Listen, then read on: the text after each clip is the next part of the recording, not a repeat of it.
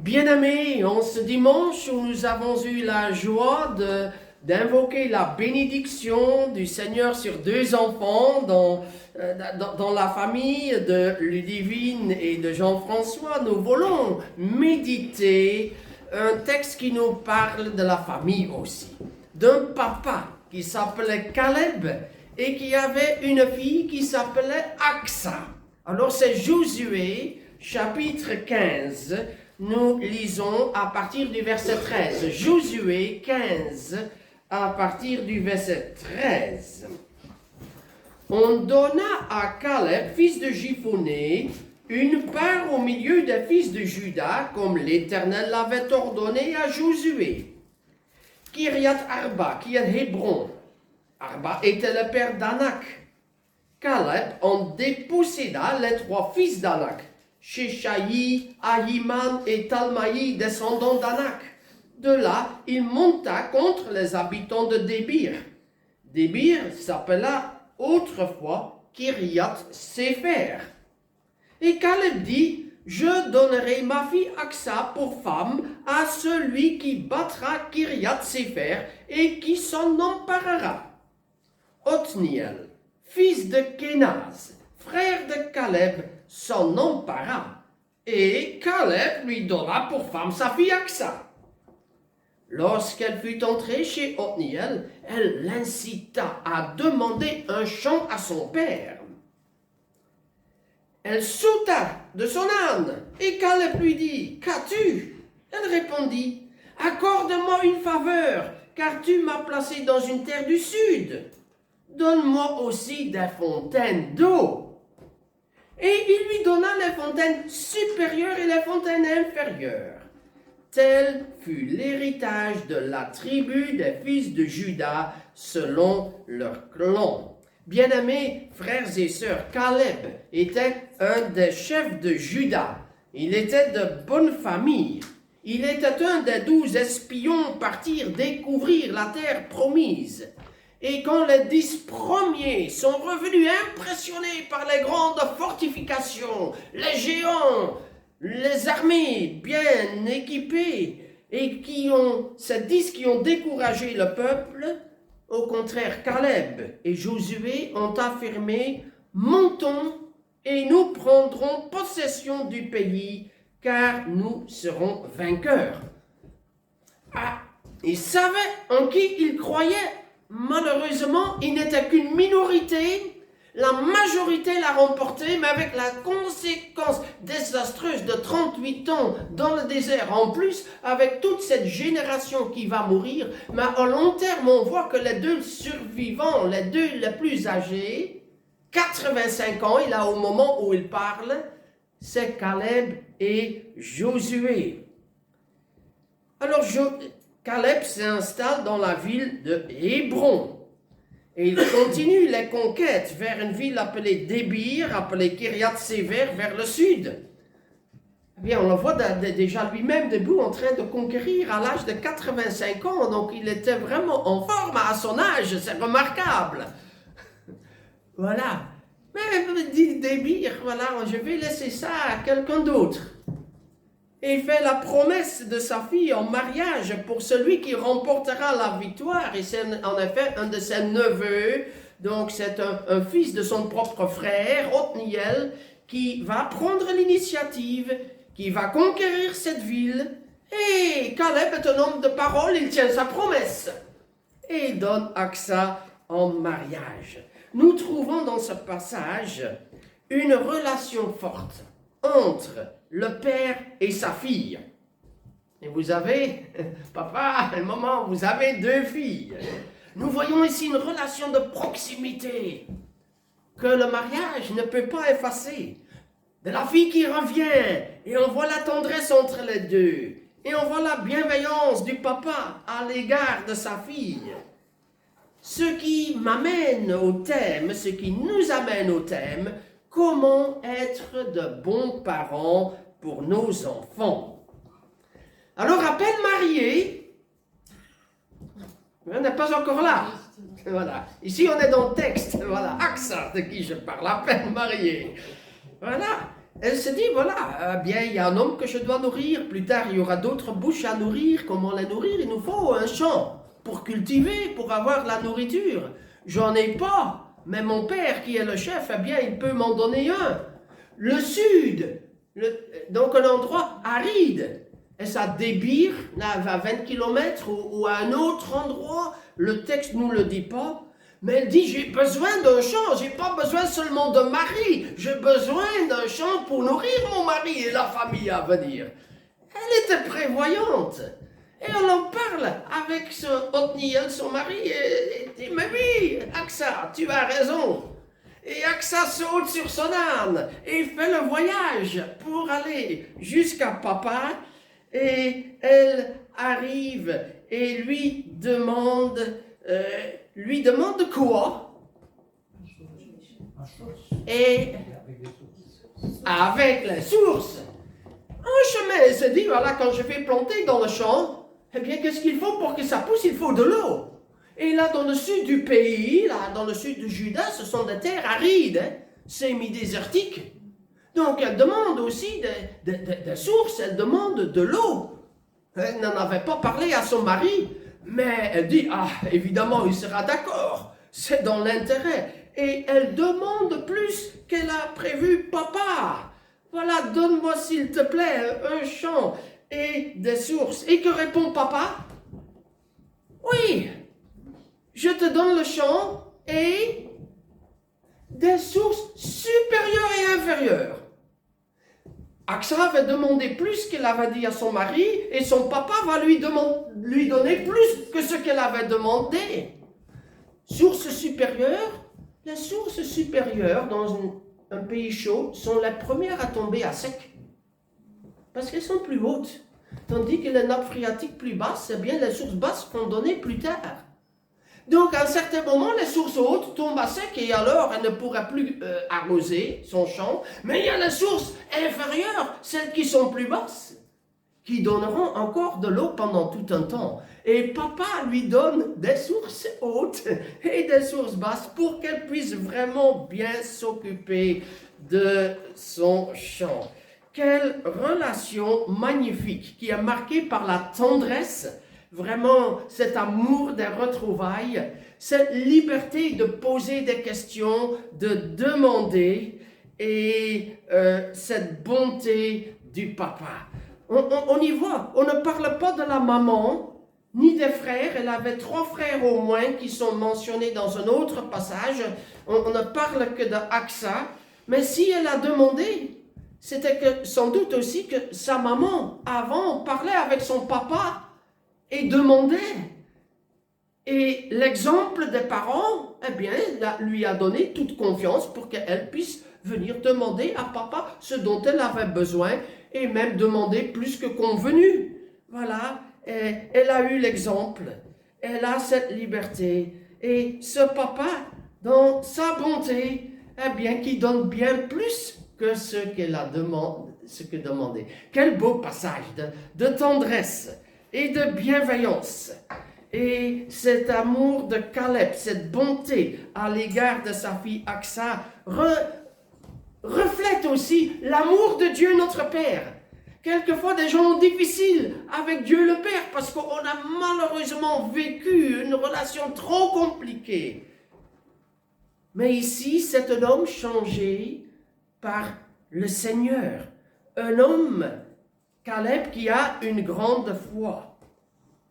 Et il nous fait penser à la bonté du Père Céleste.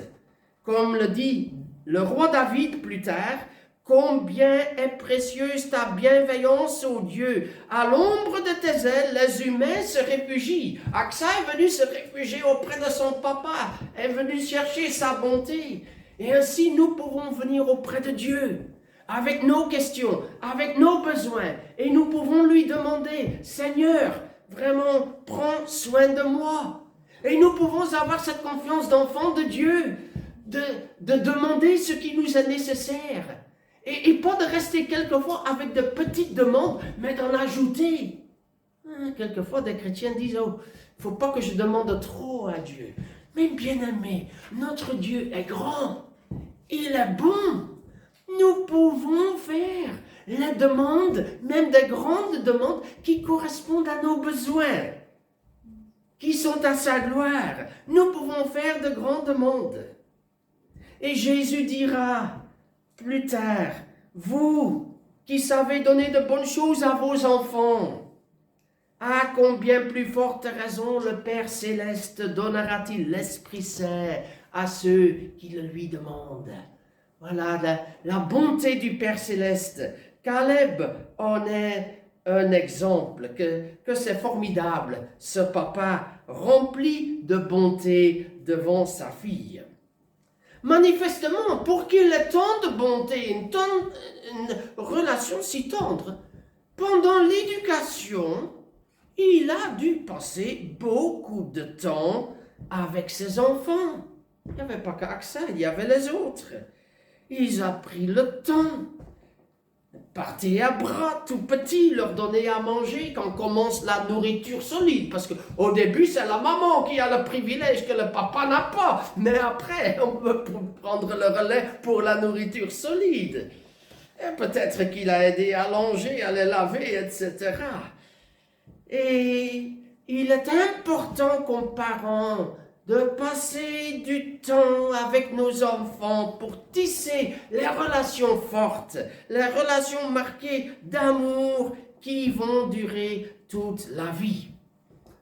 Alors nous vivons dans une société très occupée, mais il y a des temps où chaque jour on se rencontre, c'est à table quand nous mangeons, et manger c'est pas seulement se nourrir, c'est aussi se rencontrer, échanger, parler, réfléchir, discuter à table, apprendre la nouvelle. Qu'est-ce que tu as fait aujourd'hui? Qu'est-ce que tu as appris? Qu'est-ce que tu penses de tel sujet?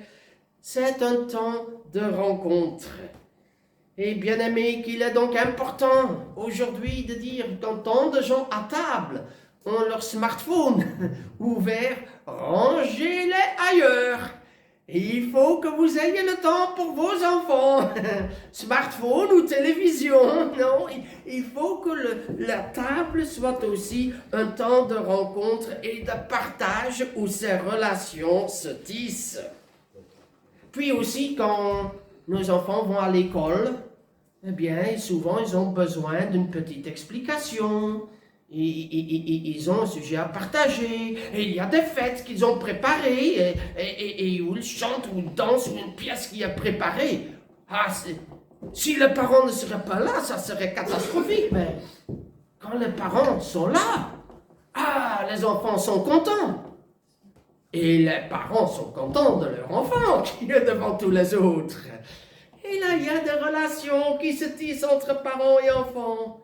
Et comme parents, nous aidons nos enfants à l'école pour un sujet qu'ils n'ont pas trop compris, en prenant un peu le temps de mieux expliquer. Quand nous aidons un peu dans un devoir, voilà, faut pas tout faire. Quelquefois en secondaire, en réto,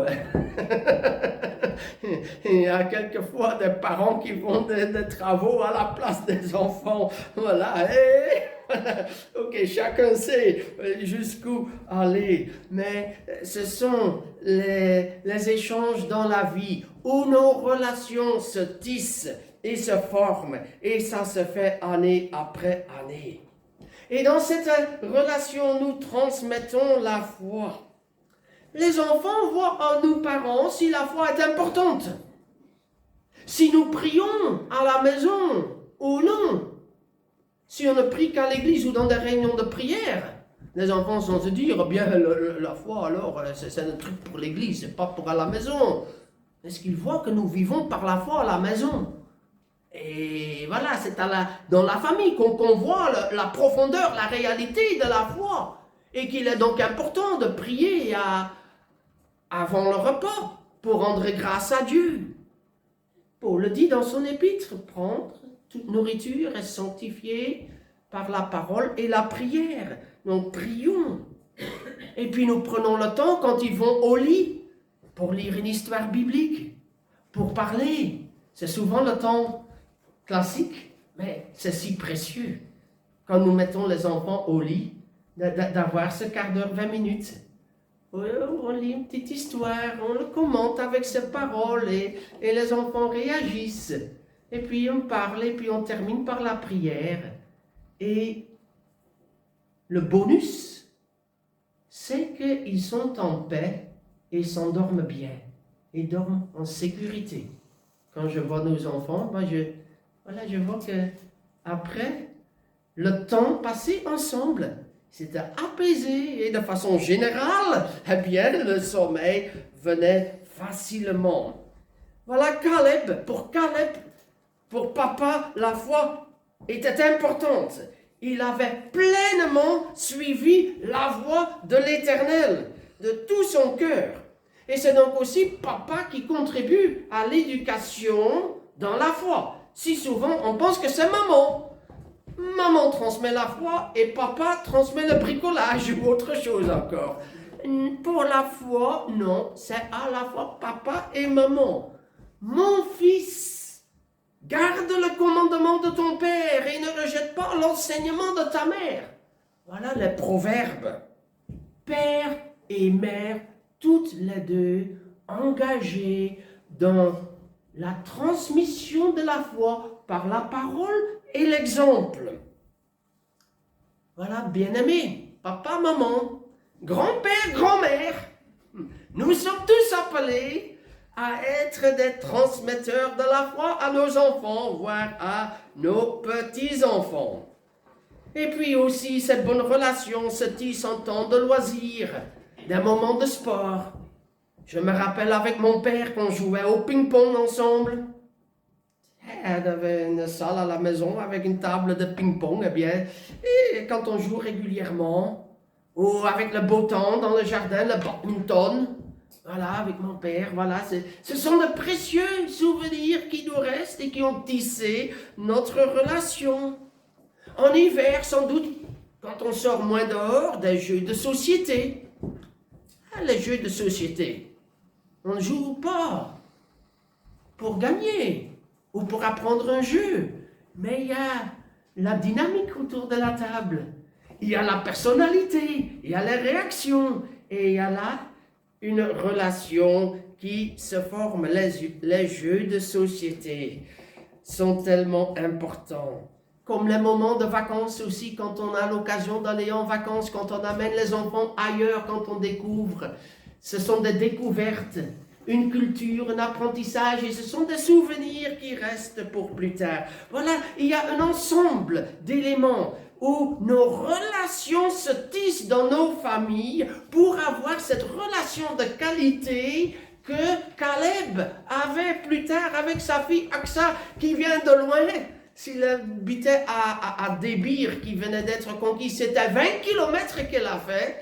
Mais on n'est pas sûr du lieu, voilà. Mais elle a fait une distance sur son âne pour arriver et être avec son papa.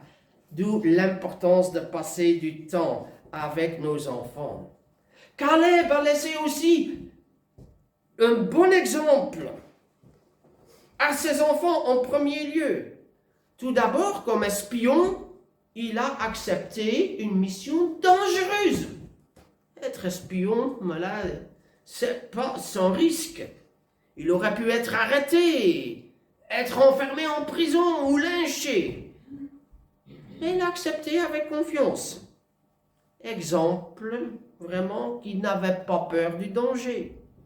Et puis, seul, contre la majorité, quand la grande majorité disait « Oh, c'est trop dangereux », il disait « Montons, le Seigneur est avec nous ». Il avait une parole de foi. Et la majorité a eu le dessus, mais n'a pas eu raison. Il a fallu le temps, 38 ans de temps. Après 38 ans, tous les autres étaient décédés. Seul Josué et Caleb étaient encore vivants, les plus âgés du peuple à cette époque-là. L'avenir lui a donné raison. Et comme chrétiens aussi, nous savons que le passé nous a donné raison en Jésus-Christ par sa résurrection, mais que l'avenir aussi, quand Jésus revient, nous donnera raison. Caleb a respecté ses parents Il est fils de Jéphuné. Il a dû bien s'occuper de ses parents tant qu'ils étaient encore en vie. Pour qu'il y ait un si bon rapport entre Aksa et Caleb, il a fallu qu'il ait une très bonne relation avec son épouse. Cela a dû être l'exemple pour ses enfants. Même si son épouse n'est pas mentionnée, on peut comprendre que leur relation était formidable. Et est-ce que nous laissons un bon témoignage? Que diront les gens de nous quand nous ne serons plus là? Bien-aimés, nous n'avons pas été parfaits. Moi, je n'ai pas été parfait. Non, non, non, loin de là même. Et préparer un message, c'est pas facile parce que ça nous rappelle aussi certaines choses qui n'étaient pas parfaites. Mais nous vivons sous la grâce de Dieu. Et avec le temps qui nous reste, nous pouvons tirer profit des réflexions que nous faisons de nos manquements pour dire, avec le temps qui nous reste, je peux encore changer. Je peux encore me rattraper. Et si c'est pour mes enfants et pour les petits-enfants également, nous vivons sous la grâce de Dieu. Et que le Seigneur nous donne grâce que le jour où nous ne serons plus là, que nos enfants puissent dire, ah, papa, maman ont laissé un bon exemple pour nous à suivre. Caleb aussi a transmis ses compétences. Être parent, c'est transmettre ses compétences. Je pense quand elle se met sur le dos de l'âne, fait un long voyage, et elle saute de l'âne, elle n'a pas appris ça de son mari pour être si agile sur l'âne, c'est pas appris en 24 heures. Non, c'est dans ses habitudes. Manifestement, c'est papa qui lui a enseigné comment se mettre sur le dos de l'âne, comment faire un voyage un peu plus long, comment se préparer, parce que pour un voyage un peu plus long, dans une terre aride, il faut prévoir de l'eau, peut-être un peu de nourriture, attention au danger. Voilà, elle a appris de son papa.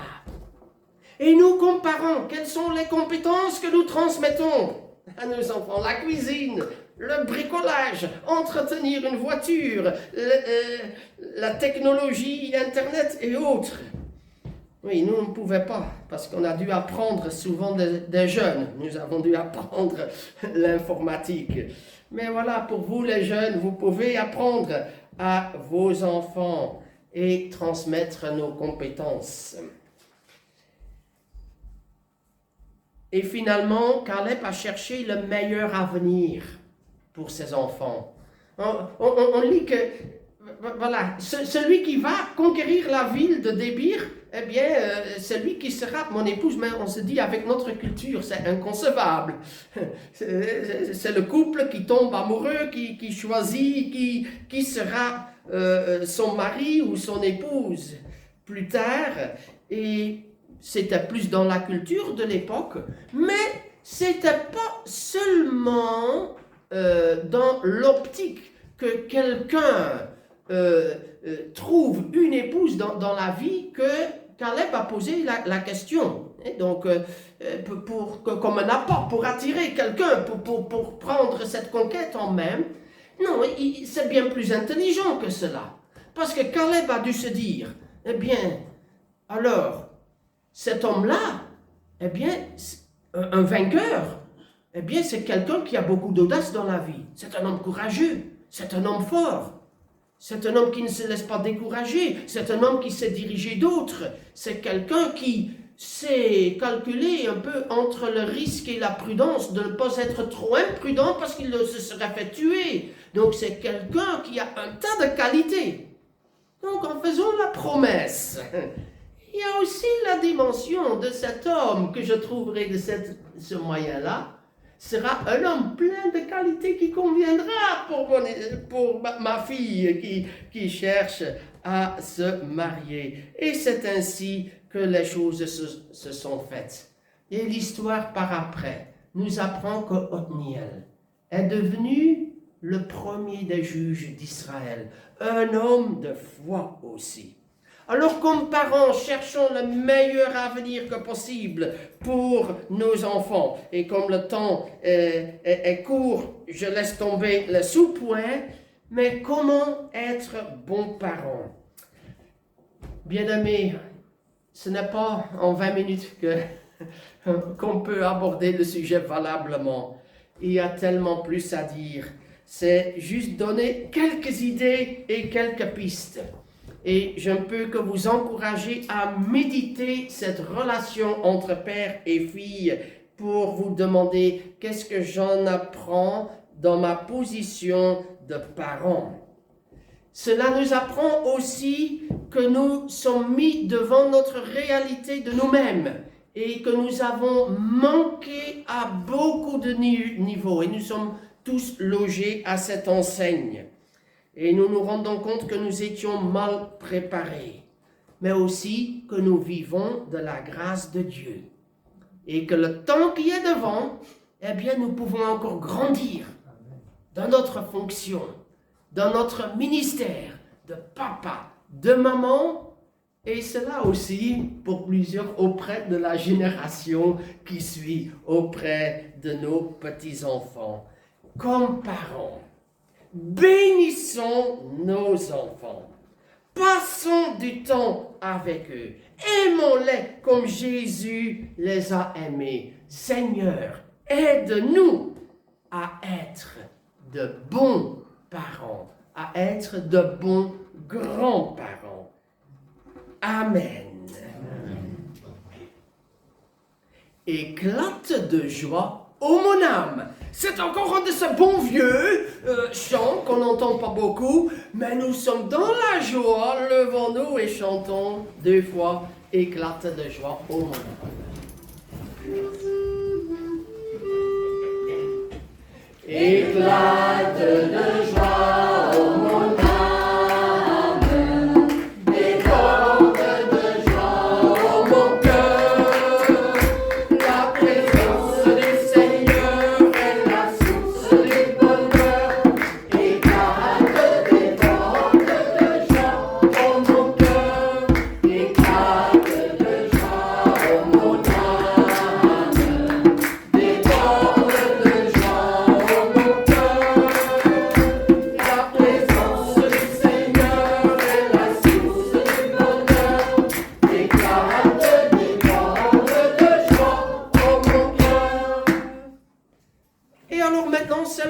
Des annonces. Nicole.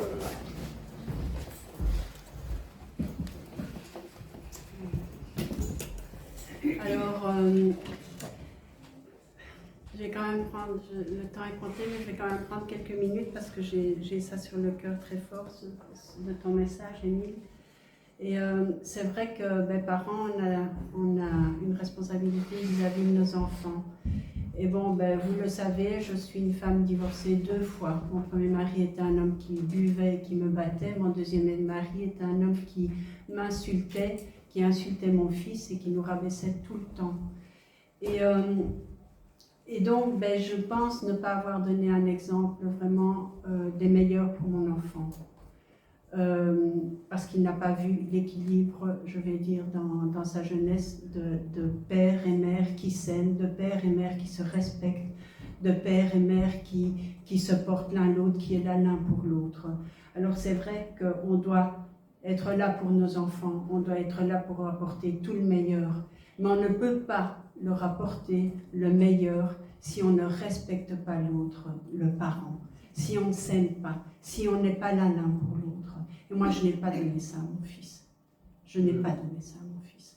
Et aujourd'hui, je suis grand-mère d'une petite fille de 3 mois. Et ce que je dis à mon fils, c'est Michael, aime ta femme avant tout. Parce que si tu veux que ta fille soit heureuse, elle sera heureuse en voyant l'exemple que tu aimes et que tu respectes la maman. Et inversement, que la maman respecte le papa. Un enfant ne peut pas grandir dans la sérénité s'il n'y a pas l'amour entre le père et la mère. Il ne peut pas grandir dans la sérénité s'il n'y a pas le respect du parent. C'est indispensable pour vivre ça.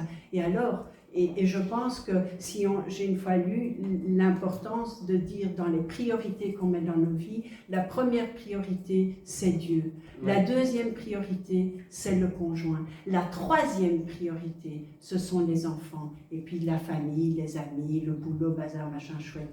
Mais la première, c'est Dieu, c'est le conjoint et puis les enfants. Parce que si le couple fonctionne bien, si le couple est heureux, si le couple va bien, les enfants seront heureux parce qu'ils verront un papa et une maman qui s'aiment.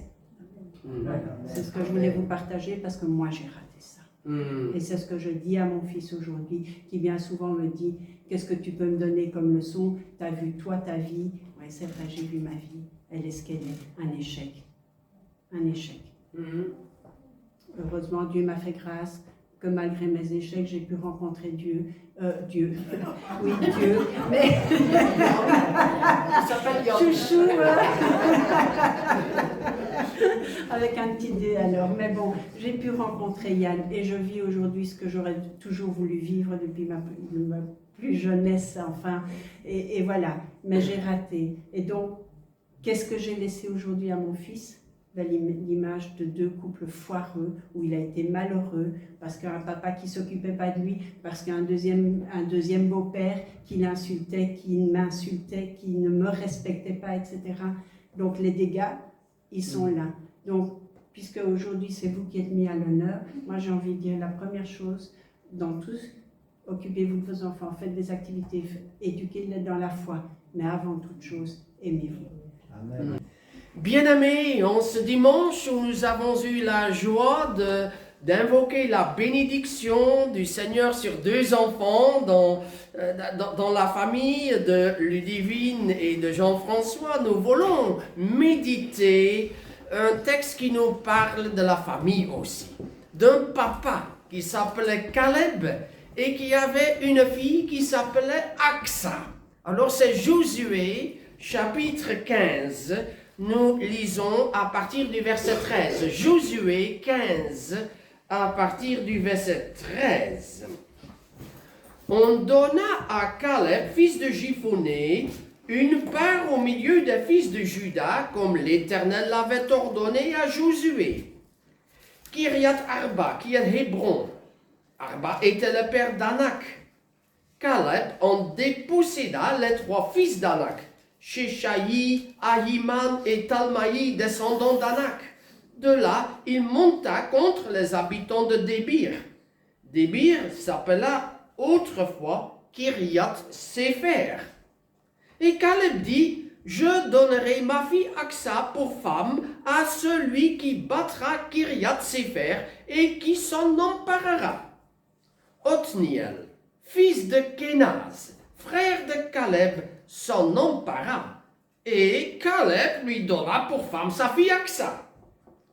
Lorsqu'elle fut entrée chez Othniel, elle l'incita à demander un champ à son père. Elle sauta de son âne, et Caleb lui dit, « Qu'as-tu » Elle répondit, « Accorde-moi une faveur, car tu m'as placé dans une terre du sud. Donne-moi aussi des fontaines d'eau. » Et il lui donna les fontaines supérieures et les fontaines inférieures. Tel fut l'héritage de la tribu des fils de Juda selon leur clan. Bien-aimés frères et sœurs, Caleb était un des chefs de Juda. Il était de bonne famille. Il était un des 12 espions partir découvrir la terre promise. Et quand les 10 premiers sont revenus impressionnés par les grandes fortifications, les géants, les armées bien équipées, et ces 10 qui ont découragé le peuple, au contraire, Caleb et Josué ont affirmé, « Montons et nous prendrons possession du pays, car nous serons vainqueurs. » Ah, ils savaient en qui ils croyaient. Malheureusement, il n'était qu'une minorité. La majorité l'a remporté, mais avec la conséquence désastreuse de 38 ans dans le désert. En plus, avec toute cette génération qui va mourir, mais à long terme, on voit que les deux survivants, les deux les plus âgés, 85 ans, il a au moment où il parle, c'est Caleb et Josué. Alors Caleb s'installe dans la ville de Hébron. Et il continue les conquêtes vers une ville appelée Débir, appelée Kiriath Séver, vers le sud. Eh bien, on le voit déjà lui-même debout en train de conquérir à l'âge de 85 ans. Donc, il était vraiment en forme à son âge. C'est remarquable. Voilà. Mais dit Débir, voilà, je vais laisser ça à quelqu'un d'autre. Et il fait la promesse de sa fille en mariage pour celui qui remportera la victoire. Et c'est en effet un de ses neveux, donc c'est un fils de son propre frère, Othniel, qui va prendre l'initiative, qui va conquérir cette ville. Et Caleb est un homme de parole, il tient sa promesse. Et il donne Aksa en mariage. Nous trouvons dans ce passage une relation forte entre le père et sa fille. Et vous avez, papa et maman, vous avez 2 filles. Nous voyons ici une relation de proximité que le mariage ne peut pas effacer.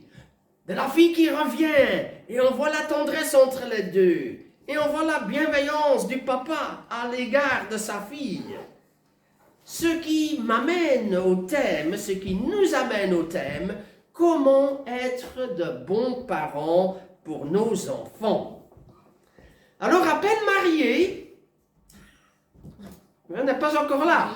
Voilà. Ici, on est dans le texte. Voilà, Aksa, de qui je parle, à peine marié. Voilà. Elle se dit, voilà, bien, il y a un homme que je dois nourrir. Plus tard, il y aura d'autres bouches à nourrir. Comment les nourrir? Il nous faut un champ pour cultiver, pour avoir de la nourriture. J'en ai pas. Mais mon père, qui est le chef, eh bien, il peut m'en donner un. Le sud, donc un endroit aride. Et ça Débir, là, à 20 km, ou à un autre endroit, le texte ne nous le dit pas. Mais elle dit, j'ai besoin d'un champ, j'ai pas besoin seulement de mari, j'ai besoin d'un champ pour nourrir mon mari et la famille à venir. Elle était prévoyante. Et on en parle avec Othniel, son mari, et dit, mais oui, Aksa, tu as raison. Et Aksa saute sur son âne et fait le voyage pour aller jusqu'à papa. Et elle arrive et lui demande quoi? Et avec les sources. Un chemin, elle se dit, voilà, quand je vais planter dans le champ, eh bien, qu'est-ce qu'il faut pour que ça pousse? Il faut de l'eau. Et là, dans le sud du pays, là, dans le sud de Juda, ce sont des terres arides, hein, semi-désertiques. Donc, elle demande aussi des sources, elle demande de l'eau. Elle n'en avait pas parlé à son mari, mais elle dit, ah, évidemment, il sera d'accord. C'est dans l'intérêt. Et elle demande plus qu'elle a prévu papa. Voilà, donne-moi s'il te plaît un champ et des sources. Et que répond papa? Oui, je te donne le champ et des sources supérieures et inférieures. Aksa va demander plus qu'elle avait dit à son mari et son papa va lui donner plus que ce qu'elle avait demandé. Sources supérieures, les sources supérieures dans un pays chaud sont les premières à tomber à sec. Parce qu'elles sont plus hautes. Tandis que les nappes phréatiques plus basses, eh bien les sources basses vont donner plus tard. Donc à un certain moment, les sources hautes tombent à sec et alors elle ne pourra plus arroser son champ. Mais il y a les sources inférieures, celles qui sont plus basses, qui donneront encore de l'eau pendant tout un temps. Et papa lui donne des sources hautes et des sources basses pour qu'elle puisse vraiment bien s'occuper de son champ. Quelle relation magnifique qui est marquée par la tendresse, vraiment cet amour des retrouvailles, cette liberté de poser des questions, de demander et cette bonté du papa. On y voit, on ne parle pas de la maman ni des frères. Elle avait 3 frères au moins qui sont mentionnés dans un autre passage. On ne parle que d'Aksa, mais si elle a demandé, c'était que sans doute aussi que sa maman, avant, parlait avec son papa et demandait. Et l'exemple des parents, eh bien, lui a donné toute confiance pour qu'elle puisse venir demander à papa ce dont elle avait besoin et même demander plus que convenu. Voilà, et elle a eu l'exemple, elle a cette liberté. Et ce papa, dans sa bonté, eh bien, qui donne bien plus que ce qu'elle a demandé. Quel beau passage de tendresse et de bienveillance. Et cet amour de Caleb, cette bonté à l'égard de sa fille Aksa, reflète aussi l'amour de Dieu notre Père. Quelquefois, des gens ont difficile avec Dieu le Père parce qu'on a malheureusement vécu une relation trop compliquée. Mais ici, c'est un homme changé par le Seigneur. Un homme, Caleb, qui a une grande foi. Et il nous fait penser à la bonté du Père Céleste. Comme le dit le roi David plus tard, combien est précieuse ta bienveillance, ô Dieu. À l'ombre de tes ailes, les humains se réfugient. Aksa est venu se réfugier auprès de son papa, est venu chercher sa bonté. Et ainsi, nous pouvons venir auprès de Dieu, avec nos questions, avec nos besoins. Et nous pouvons lui demander, Seigneur, vraiment, prends soin de moi. Et nous pouvons avoir cette confiance d'enfant de Dieu, de demander ce qui nous est nécessaire. Et pas de rester quelquefois avec de petites demandes, mais d'en ajouter. Quelquefois, des chrétiens disent, oh, il ne faut pas que je demande trop à Dieu. Mais bien aimé, notre Dieu est grand. Il est bon. Nous pouvons faire les demandes, même des grandes demandes, qui correspondent à nos besoins, qui sont à sa gloire. Nous pouvons faire de grandes demandes. Et Jésus dira plus tard, vous qui savez donner de bonnes choses à vos enfants, à combien plus forte raison le Père Céleste donnera-t-il l'Esprit Saint à ceux qui le lui demandent. Voilà la bonté du Père Céleste. Caleb en est un exemple, que c'est formidable, ce papa rempli de bonté devant sa fille. Manifestement, pour qu'il ait tant de bonté, une relation si tendre, pendant l'éducation, il a dû passer beaucoup de temps avec ses enfants. Il n'y avait pas qu'Aksa, il y avait les autres. Ils ont pris le temps. Partez à bras tout petits, leur donner à manger quand commence la nourriture solide. Parce qu'au début, c'est la maman qui a le privilège que le papa n'a pas. Mais après, on peut prendre le relais pour la nourriture solide. Et peut-être qu'il a aidé à langer, à les laver, etc. Et il est important comme parents de passer du temps avec nos enfants pour tisser les relations fortes, les relations marquées d'amour qui vont durer toute la vie. Alors nous vivons dans une société très occupée, mais il y a des temps où chaque jour on se rencontre, c'est à table quand nous mangeons, et manger, c'est pas seulement se nourrir, c'est aussi se rencontrer, échanger, parler, réfléchir, discuter à table, apprendre la nouvelle. Qu'est-ce que tu as fait aujourd'hui? Qu'est-ce que tu as appris? Qu'est-ce que tu penses de tel sujet? C'est un temps de rencontre. Et bien aimé, qu'il est donc important aujourd'hui de dire quand tant de gens à table ont leur smartphone ouvert, rangez-les ailleurs. Et il faut que vous ayez le temps pour vos enfants. Smartphone ou télévision, non. Il faut que la table soit aussi un temps de rencontre et de partage où ces relations se tissent. Puis aussi, quand nos enfants vont à l'école, eh bien, souvent, ils ont besoin d'une petite explication. Ils ont un sujet à partager, et il y a des fêtes qu'ils ont préparées, et où ils chantent ou ils dansent ou une pièce qui est préparée. Si les parents ne seraient pas là, ça serait catastrophique, mais quand les parents sont là, les enfants sont contents. Et les parents sont contents de leur enfant qui est devant tous les autres. Et là, il y a des relations qui se tissent entre parents et enfants. Et comme parents, nous aidons nos enfants à l'école pour un sujet qu'ils n'ont pas trop compris, en prenant un peu le temps de mieux expliquer. Quand nous aidons un peu dans un devoir, voilà, faut pas tout faire. Quelquefois en secondaire, en réto, il y a quelquefois des parents qui font des travaux à la place des enfants. Voilà, ok, chacun sait jusqu'où aller, mais ce sont les échanges dans la vie où nos relations se tissent et se forment, et ça se fait année après année. Et dans cette relation, nous transmettons la foi. Les enfants voient en nous parents si la foi est importante. Si nous prions à la maison ou non. Si on ne prie qu'à l'église ou dans des réunions de prière, les enfants vont se dire, bien, la foi, alors, c'est un truc pour l'église, c'est pas pour à la maison. Est-ce qu'ils voient que nous vivons par la foi à la maison? Et voilà, c'est dans la famille qu'on voit la profondeur, la réalité de la foi. Et qu'il est donc important de prier avant le repas pour rendre grâce à Dieu. Paul le dit dans son épître, prendre toute nourriture est sanctifiée par la parole et la prière. Donc prions. Et puis nous prenons le temps quand ils vont au lit pour lire une histoire biblique, pour parler.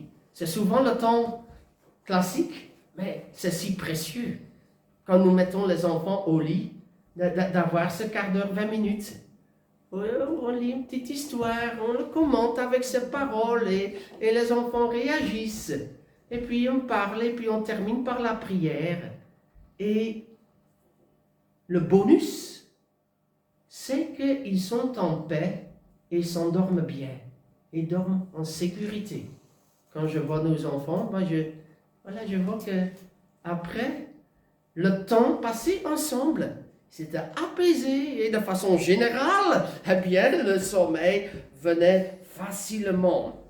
Voilà Caleb, pour papa, la foi était importante.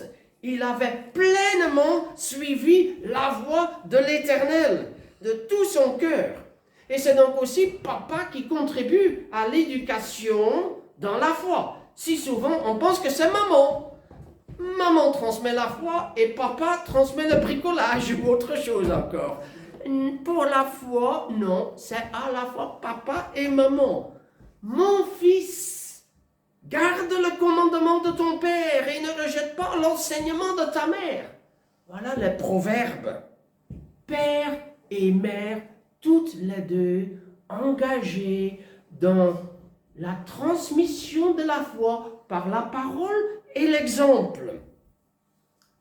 Voilà, bien-aimés, papa, maman, grand-père, grand-mère, nous sommes tous appelés à être des transmetteurs de la foi à nos enfants, voire à nos petits-enfants.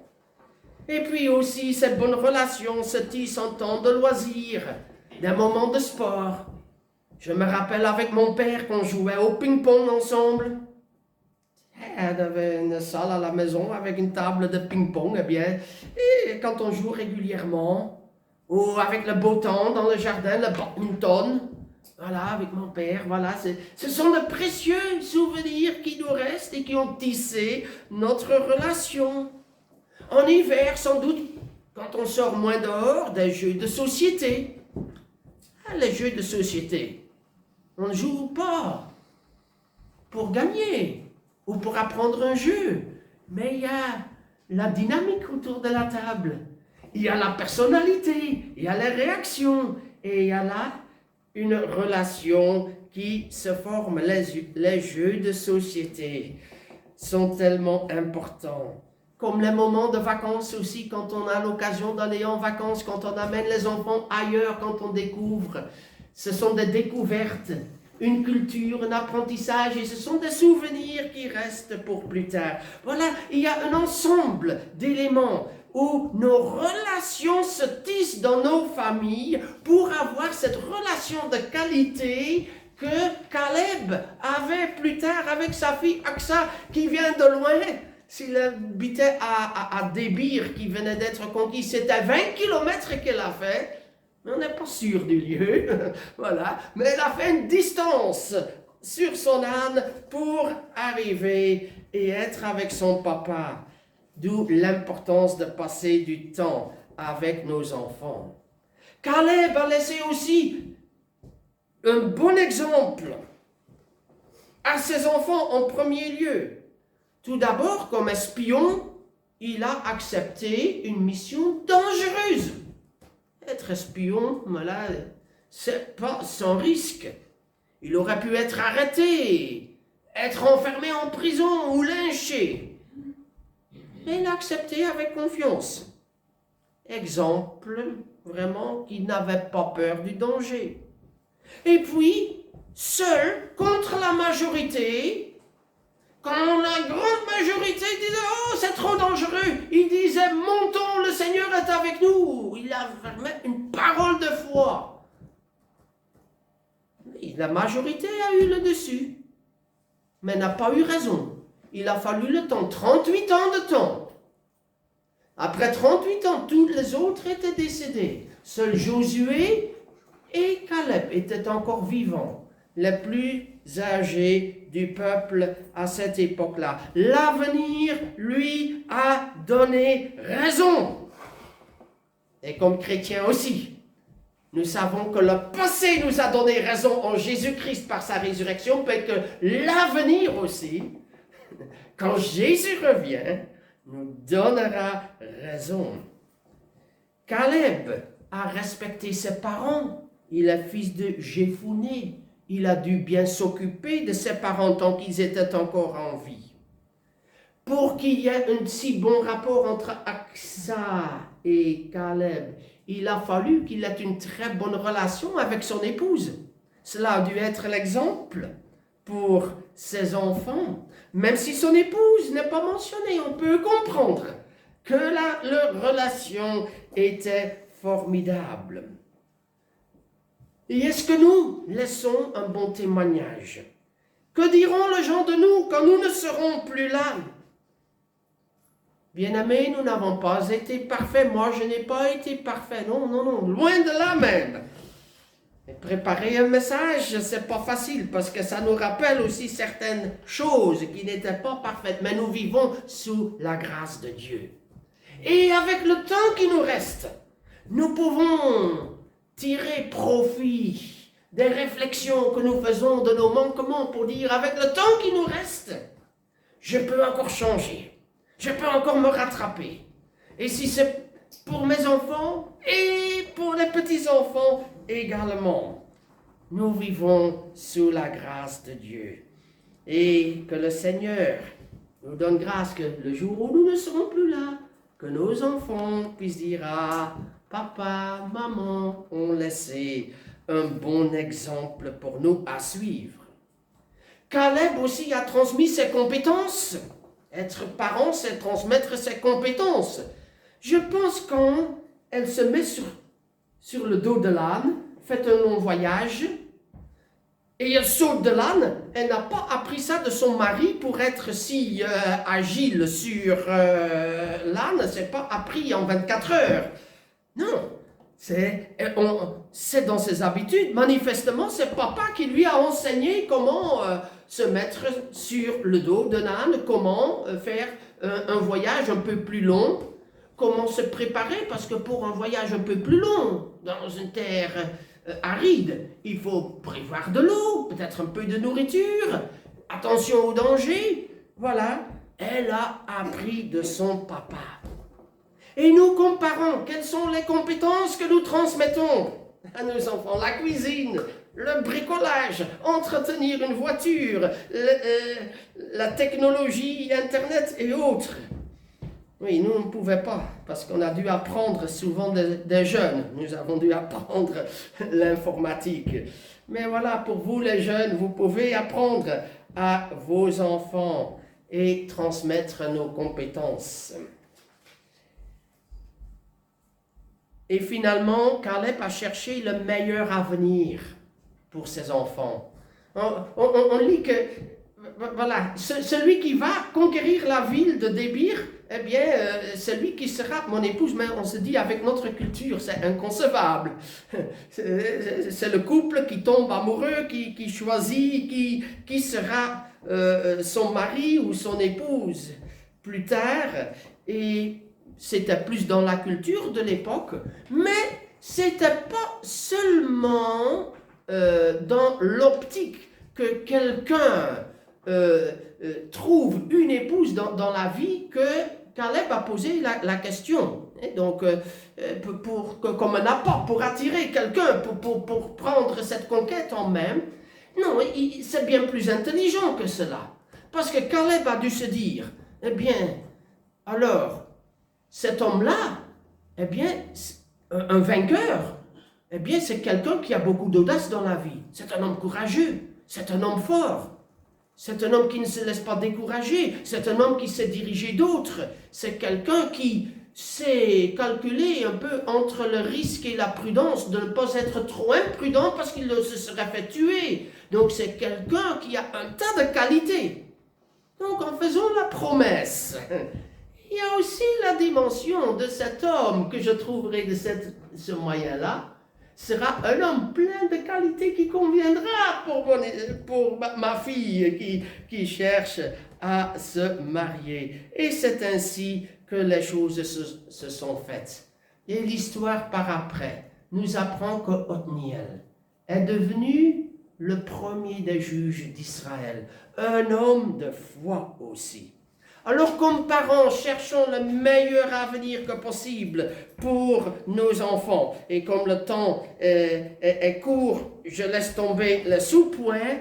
Mais comment être bon parent? Bien-aimés, ce n'est pas en 20 minutes qu'on peut aborder le sujet valablement. Il y a tellement plus à dire. C'est juste donner quelques idées et quelques pistes. Et je ne peux que vous encourager à méditer cette relation entre père et fille pour vous demander qu'est-ce que j'en apprends dans ma position de parent. Cela nous apprend aussi que nous sommes mis devant notre réalité de nous-mêmes et que nous avons manqué à beaucoup de niveaux et nous sommes tous logés à cette enseigne. Et nous nous rendons compte que nous étions mal préparés, mais aussi que nous vivons de la grâce de Dieu. Et que le temps qui est devant, eh bien, nous pouvons encore grandir dans notre fonction, dans notre ministère de papa, de maman, et cela aussi pour plusieurs auprès de la génération qui suit, auprès de nos petits-enfants. Comme parents, bénissons nos enfants. Passons du temps avec eux. Aimons-les comme Jésus les a aimés. Seigneur, aide-nous à être de bons parents, à être de bons grands-parents. Amen. Éclate de joie, ô mon âme. C'est encore un de ces bons vieux chants qu'on n'entend pas beaucoup, mais nous sommes dans la joie, levons-nous et chantons 2 fois, éclate de joie, ô mon âme.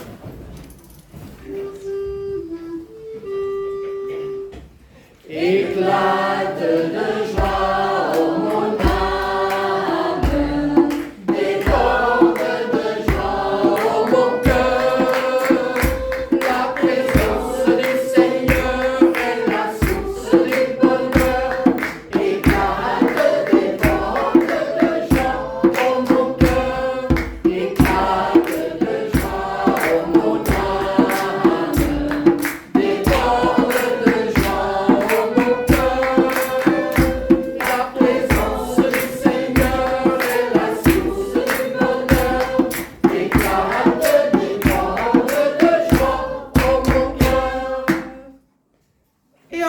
C'est le moment des annonces. Nicole.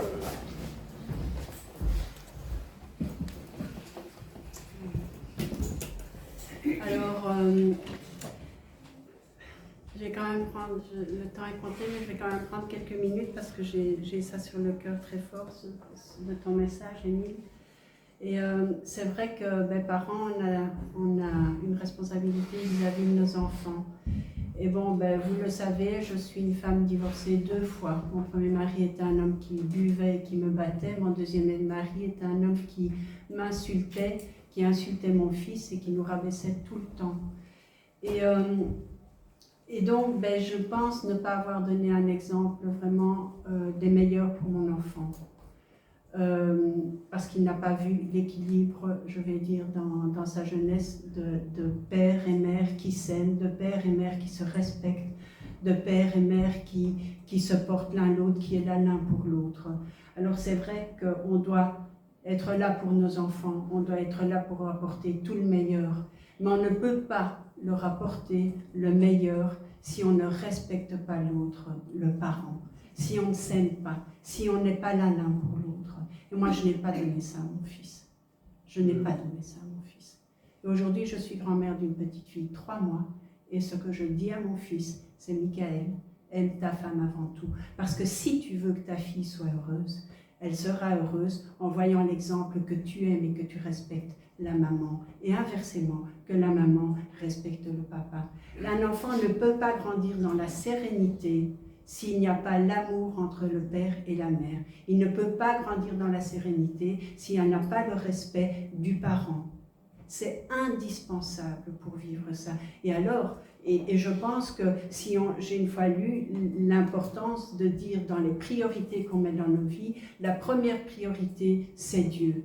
La deuxième priorité, c'est le conjoint. La troisième priorité, ce sont les enfants. Et puis la famille, les amis, le boulot, bazar, machin chouette.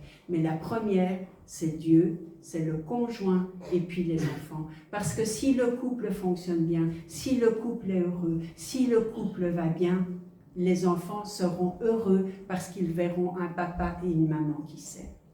Voilà. C'est ce que je voulais vous partager parce que moi j'ai raté ça. Et c'est ce que je dis à mon fils aujourd'hui qui bien souvent me dit « Qu'est-ce que tu peux me donner comme leçon? Tu as vu toi ta vie ?» Oui, c'est vrai, j'ai vu ma vie. Elle est ce qu'elle est, un échec. Un échec. Heureusement, Dieu m'a fait grâce que malgré mes échecs, j'ai pu rencontrer Dieu. Dieu. Oui, Dieu. Mais. Chouchou. Avec un petit dé alors. Mais bon, j'ai pu rencontrer Yann et je vis aujourd'hui ce que j'aurais toujours voulu vivre depuis ma plus jeunesse, enfin. Et voilà. Mais j'ai raté. Et donc, qu'est-ce que j'ai laissé aujourd'hui à mon fils?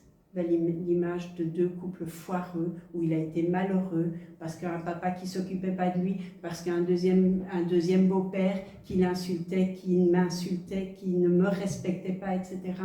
Donc les dégâts, ils sont là.